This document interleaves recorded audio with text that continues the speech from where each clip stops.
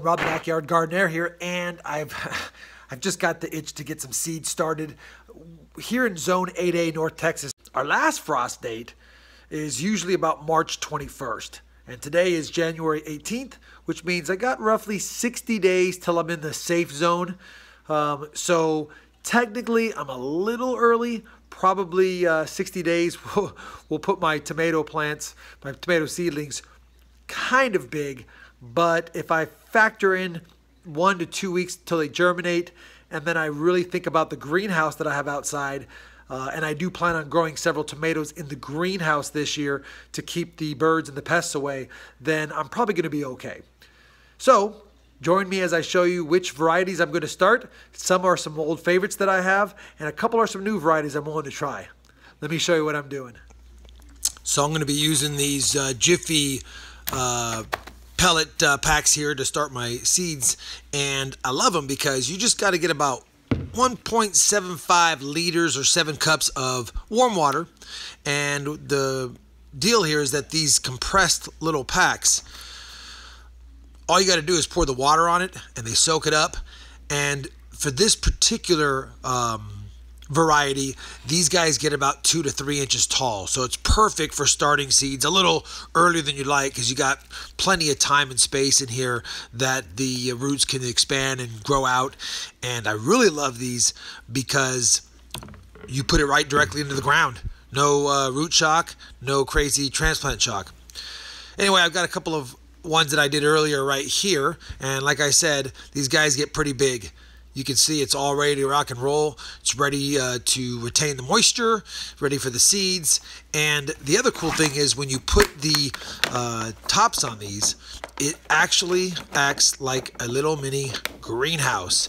This, as you know, will help with the germination rate or ratio of your seedlings, and to ensure that you don't waste a lot of seeds for nothing. So I really like that. So anyway, I'm going to utilize 2 trays here, and I'll show you the different brands that I'm going to be putting into both of these.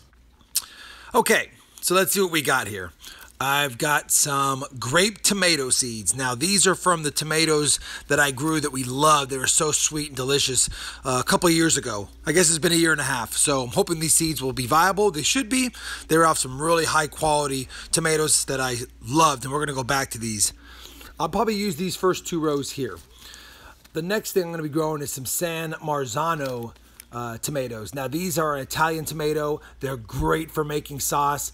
I'm super excited about growing those, and they come out to about 2 or 3 inch tomato sizes.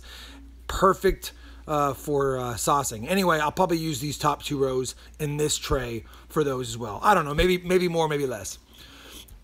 I have to regrow some Brandywine tomatoes. The ones I grew last year were probably the most delicious tasting tomatoes I've ever had, and these are actually from those. So these should be really good seeds. I'm definitely going to use a couple of rows. I might even use 3 rows. Who knows? And then finally, I've got some Heirloom tomato blends here. There's several different varieties, as you can see. You kind of just take the seeds and put them in there and see what you get, pretty much, because I don't know which seeds are which, but I'm going to use at least 1 or 2 rows of this one as well. So both trays will be pretty full of different varieties of seeds. What I like to do is take the seeds laid out that I want to plant, and I like to use a toothpick to rough up the surface, just because it just makes it a lot easier for me to plant the seeds. They don't have to be very deep. They only got to be twice the length of the seed down. You can also poke the holes like I'm doing here. If you'd like to just drop in holes and make it simple, up to you. Doesn't really matter. I'm going to go ahead and get these in here and show you where we're at. All right, we've got them all planted now. I'm pretty excited about that. As I say planted, I mean sown. I got these labels out front to show you what each row is. So the first row is grape tomatoes, second row grape tomatoes, etc. Let me show you what I mean. You can see there's 4 rows of 4 pellets here, so to speak, and that's why I like to label them. And by labeling them, I can't get this tray turned around. Same thing over here. We ended up with 3 rows of Brandywine. I've got to grow those. And then the row of the San Marzano as well. Same thing. Little mini greenhouse action already started, and 4 rows of 4 pellets. The pellets have between 3 and 4 seeds in each. Probably overkill, but I got to use up the seeds anyway. They're getting old.